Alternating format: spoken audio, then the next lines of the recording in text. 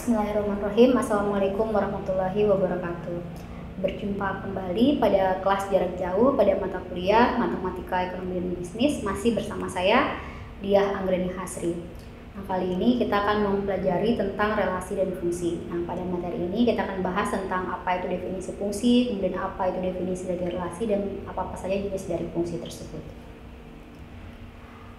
Yang pertama adalah kita akan bahas tentang relasi. Relasi itu merupakan suatu aturan yang menghubungkan anggota daerah asal yang dikenal dengan istilah domain dan anggota daerah kawan yang disebut dengan istilah kodomain. Nah, dalam relasi ini tidak ada suatu aturan khusus yang harus dipenuhi untuk memasangkan anggota daerah asal dengan anggota di daerah kawan. Nah, setiap anggota daerah asal ini bisa mempunyai lebih dari satu atau tidak memiliki sama sekali pasangan di daerah kodomain. Nah, relasi ini dapat dinyatakan dalam bentuk diagram panah, diagram kartesius maupun himpunan pasangan berurutan.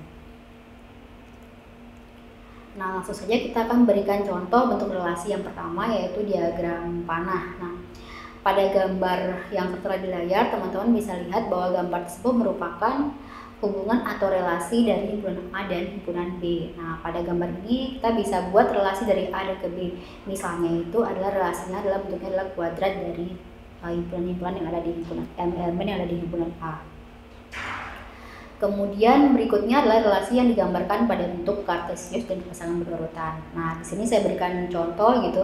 Ada dua himpunan yaitu P dan Q. Himpunan P-nya itu adalah elemennya 2, 3, dan 4, sedangkan Q-nya itu elemennya adalah 2, 4, 8, 9, dan 15. Nah, kita akan membentuk suatu relasi di mana P habis membagi Q. Relasinya seperti itu. Nah, dari sini kita akan pasangkan anggota di P dengan anggota di Q yang habis dibagi oleh anggota di P. Nah, di sini pasangannya teman-teman bisa list sama-sama hitung gitu ya. Anggota Q yang habis dibagi oleh 2 adalah 2, 4, dan 8. Anggota Q yang habis dibagi oleh 3 adalah 4, 9, dan 15. Anggota Q yang habis dibagi oleh 4 adalah 4 dan 8.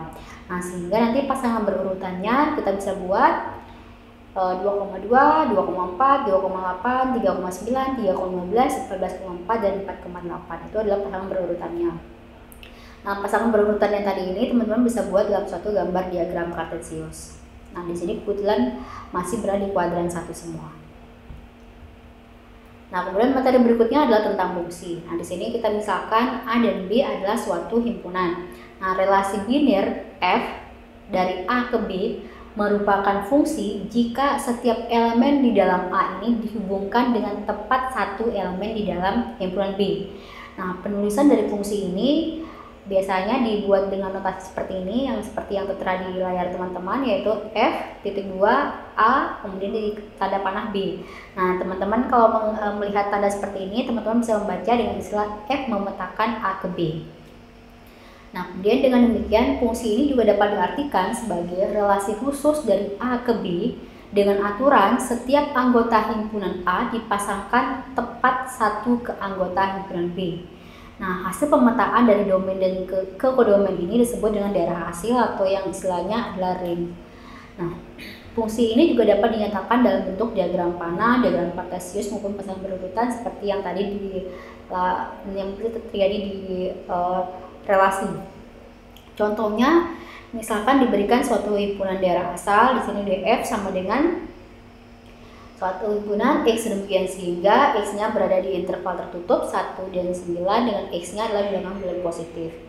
Nah, dengan aturan pemetaannya yaitu Y sama dengan Fx sama dengan 5 plus 3X. Nah, pada contoh ini kita diminta untuk menentukan daerah hasilnya bagaimana dari himpunan tersebut. Nah, langkah pertamanya adalah kita akan mendaftarkan dulu anggota dari daerah asal.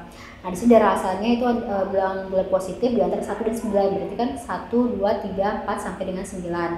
Nah, langkah berikutnya kita akan menghitung pasangan setiap anggota daerah asal. Kita akan ambil daerah asal sini di X sama dengan 1, maka kita punya Y-nya adalah 8 atau Fx sama dengan 8. Diperolehnya dari berarti 5 plus 3 dikalikan 1, berarti 5 plus 3 sama dengan 8. Untuk X sama dengan 2, berarti 5 plus 3 kali 2, berarti 5 plus 6 sama dengan 11.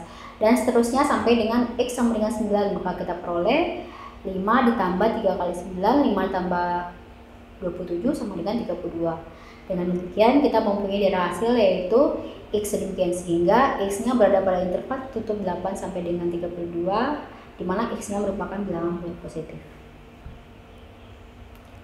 Nah, materi terakhir pada pertemuan ini adalah jenis dari fungsi.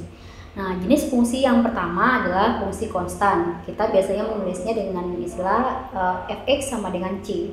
C itu suatu bilangan gitu ya. Kemudian fungsi polinomial.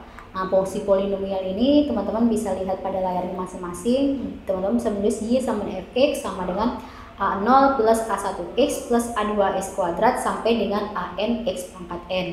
Nah, fungsi polinomial ini jika n-nya sama dengan 0 maka dia akan menjadi suatu fungsi konstan karena a0 plus a1x pangkat 1 berarti kan n-nya x pangkat 0, berarti kan x pangkat 0 sama dengan 1 sehingga menjadi a0 saja, itu fungsi konstan. Berikutnya adalah jika n sama dengan 1, kalau n-nya sama dengan 1 maka nanti fungsi polinomial itu akan menjadi fungsi linier, nanti akan menjadi a0 plus a1x pangkat 1 seperti itu, dimana a0 nya merupakan intercept dan a1 nya merupakan slope atau kemiringannya. Nah, kalau seandainya n-nya sama dengan 2, kalau n-nya sama dengan 2 maka nanti fungsi polinomial tersebut akan menjadi fungsi kuadrat, sehingga nanti fungsi fx-nya menjadi a0 plus a1x plus a2x kuadrat. Nah, kalau n-nya sama dengan 3 bagaimana? Kalau n-nya sama dengan 3 maka akan menjadi fungsi kubik dengan rumus dengan model persamaan yaitu fx sama dengan a0 plus a1x plus a2x kuadrat plus a3x pangkat 3. Nah, berikutnya lagi adalah fungsi rasional. Fungsi rasional ini fungsi yang berbentuk y sama dengan a per x. Nah, dengan a-nya itu merupakan suatu konstanta. Nah, berikutnya adalah fungsi non aljabar, yaitu ada fungsi eksponensial dan fungsi logaritma.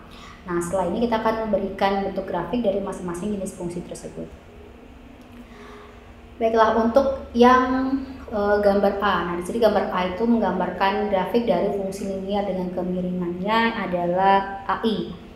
Di sini Y sama dengan A0 plus AIX. Kemudian yang kuadratik, ini kuadratik gambar fungsi kuadrat untuk yang A2-nya itu kurang dari 0. Nanti kalau seandainya A2-nya lebih dari 0 maka dia akan terbuka ke atas. Nah, berikutnya adalah yang C adalah grafik dari fungsi kubik, kemudian yang D adalah grafik untuk hiperbola segi 4, kemudian yang E adalah eksponensial, sedangkan yang terakhir adalah yang F adalah logaritma, di mana bilangan basisnya adalah B-nya lebih dari 1. Nah, fungsi ini tidak hanya terdiri dari satu variabel bebas saja. Kalau tadi kan fungsinya hanya terdiri dari variabel bebas yaitu variabel x gitu. Jadi variabel bebasnya adalah variabel bebas e. Nah, tetapi bisa saja fungsi ini mempunyai lebih dari satu variabel x, bisa 2, 3 dan seterusnya. Nah, di sini contoh dari fungsi di mana dia mempunyai dua variabel bebas. Di sini misalkan variabel bebasnya adalah x dan y. Kita misalkan z sama dengan fxy. Berarti di sini z sama dengan 3x plus 2y. Nah, fungsi z ini merupakan fungsi dengan dua variabel bebas yaitu x dan y. Nah, demikian materi tentang pengenalan fungsi. Terima kasih. Wassalamualaikum warahmatullahi wabarakatuh.